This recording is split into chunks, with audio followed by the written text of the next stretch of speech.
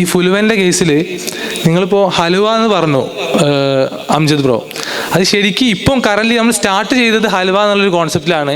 പക്ഷേ ശരിക്കും ഫുലുവ എന്താണെന്ന് വെച്ചാൽ നമ്മുടെ ട്രഡീഷണൽ ഫുഡുകളെയും അത് ഉണ്ടാക്കുന്ന മാനുഫാക്ചേഴ്സിനെയും അപ്ലിഫ്റ്റ് ചെയ്യാനുള്ള ഒരു ബ്രാൻഡാണ് ഫുലുവ, ഒരു പ്ലാറ്റ്ഫോമാണ് ഫുലുവ. അതെങ്ങനെയാണെന്ന് വെച്ചാൽ ഇപ്പം ഇതിൻ്റെ ഉള്ളിൽ കോഴിക്കോടൻ ഹലുവ എന്ന് എല്ലാവർക്കും അറിയാം, ഈ ഒരു ബോക്സിൻ്റെ ഉള്ളിൽ.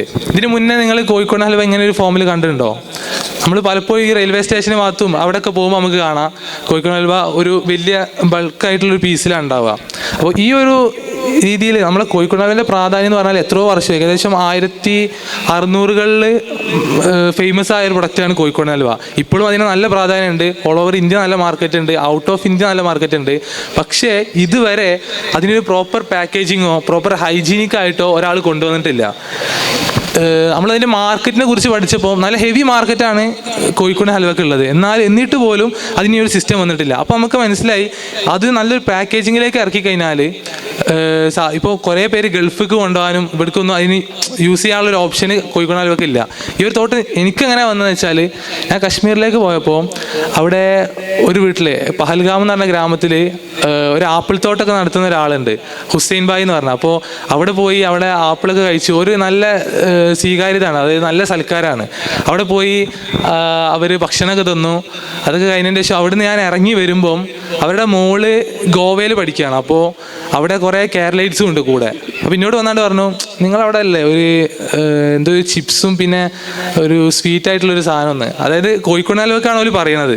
അപ്പോൾ എനിക്ക് വേഗം ട്രിഗർ ചെയ്ത് ഞാൻ ഓല ആ ഒരു സൽക്കാരം ശരിക്കും എനിക്ക് അവിടുന്ന് ഒന്നും കൊടുക്കാനില്ലേ ഞാൻ എന്തായാലും അവിടുന്ന് എന്തായാലും കൊണ്ടുവരുന്ന പറഞ്ഞ് ഇറങ്ങി. അങ്ങനെ രണ്ടാമത് കോളേജിൽ നിന്ന് എനിക്കൊരു ട്രിപ്പ് പോകാണ്ടായപ്പോൾ ഞാൻ വീണ്ടും കശ്മീരിലേക്ക് പോകാനുള്ളൊരു പ്ലാനിലെത്തി. അങ്ങനെ കോഴിക്കോട് മാർക്കറ്റിലേക്ക് ഞാനിത് വാങ്ങാൻ വേണ്ടി ഇറങ്ങി. ആ സമയത്ത് വാങ്ങാണ്ട് ഞാൻ പോയിട്ടില്ല, ഞാൻ പാക്കിങ്ങിനെ കുറിച്ച് ചിന്തിച്ചിട്ടുമില്ല. പക്ഷേ ഹലുവയും ചിപ്സും വാങ്ങി രണ്ടുമായിട്ട് പോയി. ഹലുവേൻ്റെ കേസ് നമ്മൾ അവിടെ എത്തി, ഏകദേശം 3 ദിവസം ട്രാവലിംഗ് ഉണ്ട് കശ്മീരിലേക്ക് എത്താൻ വേണ്ടിയിട്ട്. അവിടെ എത്തി ഞാൻ ബാഗിൽ നിന്ന്, അതായത് പഹൽഗാമിൽ ഓരോ വീട്ടിലെത്തി. രണ്ടാമതിൻ്റെ കൂടെ വന്ന ഫ്രണ്ട്സിലേക്ക് ഞാൻ, അതായത് ആദ്യം വന്നവരെല്ലാം എൻ്റെ കൂടെ വന്നിനി. അപ്പോൾ അവർക്ക് തോട്ടമൊക്കെ കാണിച്ചു കൊടുത്ത് അതിന് ശേഷം എന്ത് ചെയ്ത് ഇവരെ വീട്ടിലേക്ക് പോയി.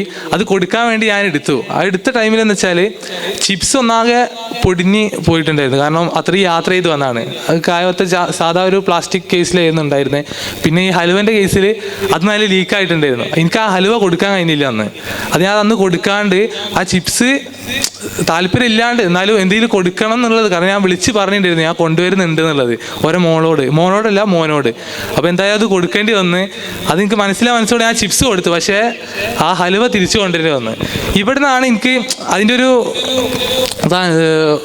എന്താ പറയുക, ഇങ്ങനെ ഒരു പ്രോപ്പർ പാക്കേജ് അത് അവൈലബിൾ ആകുന്ന ഒരു ഐഡിയ കിട്ടുന്നത്. പിന്നീട് ഞാൻ കോഴിക്കോട് തന്നെയാണ് വർക്ക് ചെയ്തിട്ടുണ്ടായിരുന്നത്, അതായത് ഏട്ടൻ്റെ ഒരു ഷോപ്പ് ഉണ്ടായിരുന്നു.